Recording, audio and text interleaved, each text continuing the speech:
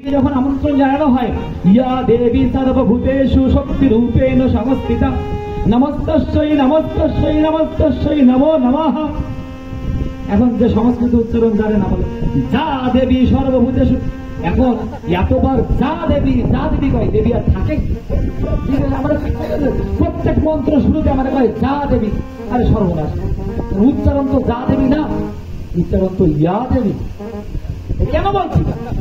সামান্য একটা উদাহরণ বললাম, এরকমের কত রকমের যে আমরা দেবীকে তাড়াই দিচ্ছি।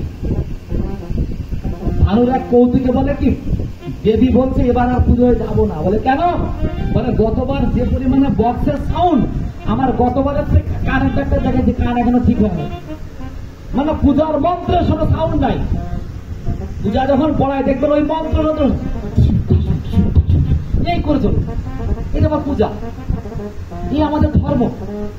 এর ভিতর দিয়ে আমরা উপরে ডাল পাতা সুন্দর দেখছি, যে নিচে শিকড় যে শুকিয়ে যাচ্ছে তার এই শিকড়ে যদি হাত না দিই, কোথায় বীজ মন্ত্র?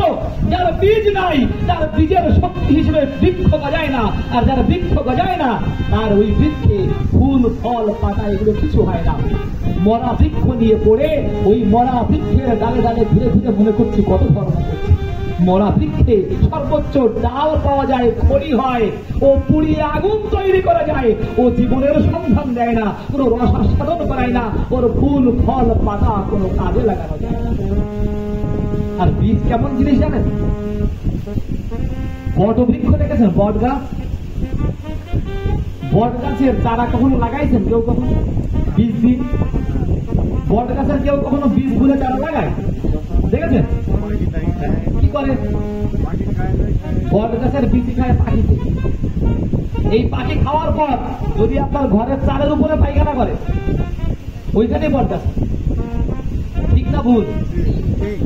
ওর মাটি লাগে না, চুটি লাগে না, কিচ্ছু লাগে না, বট গাছ। ওটা সিদ্ধ বীজ, অন্য কোনো সিদ্ধ হয় না। ওটা সিদ্ধ হয় কোথায়?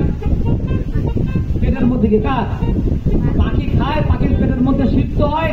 এমন সিদ্ধ করা করে ও যেখানে হাগে ওইখানে সিদ্ধ বীজ মন্ত্র, সিদ্ধ বীজ। এটা যেন কোনো বীজ নয়। এটা কেমন? সদ্গুরুর বীজ, সদ্গুরু, সৎনাম আর সৎদীক্ষা। এর বাইরে কোন যুগের জীবের কোন মুক্তি নেই, ভাগবত বলছে। আর আমার ঠাকুর এই একই কথা বলছেন কি, সদ্গুরুর শরণাপন্ন হও, সৎনাম পালন করো, আর সৎসঙ্গে আশ্রয় গ্রহণ করো। আমি নিশ্চয়ই বলছি তোমাকে আর তোমার উন্নয়নের জন্য ভাবতে হবে। এটা জ্যান্ত গুরু, এটা জ্যান্ত। কেমন জ্যান্ত? সাধারণ মানুষের মতো দেখতে, কিন্তু সাধারণ মানুষ নয়। এটা অমুক সাধু, তমুক সাধু, অমুক গোসাই, তমুক গোসাই, তা না। ঠাকুরের প্রথম যখন ছবি তোলা হয়, ঠাকুরের বিখ্যাত ভক্ত নেতাজি সুভাষচন্দ্র বোসের বাবা জানকীনাথ বোস, জানকীনাথ বোস তার স্ত্রী প্রভাবতী দেবী ঠাকুরকে অনুরোধ করলেন যে ঠাকুর, আপনি কিছুদিন একটু আমাদের সাথে সময় কাটাবেন। কোথায়? পুরীতে। ঠিক আছে, হরনাথ লজ, বিশাল একটা বাড়ি ভাড়া করা হলো, অনেক ভক্ত সজ্জন। ঠাকুর অনেকদিন সময় কাটালেন। এর মধ্যে একদিন বায়না ধরলে, ঠাকুর আপনার একটা ছবি তুলতে চাই। কোথায়? এই সমুদ্রের তটে। ঠাকুর সমুদ্রের তটে গিয়ে এরকম করে দাঁড়িয়ে পড়লেন, ছবি তোলা হল।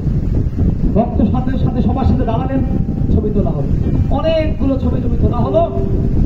ছবিগুলো ওয়াশ করতে পারে। আগে তো, এখন তো কি সুন্দর ডিজিটাল ব্যাপার। আর আগে তো ইয়ে ছিল না, কি ছিল? রিলের ক্যামেরা।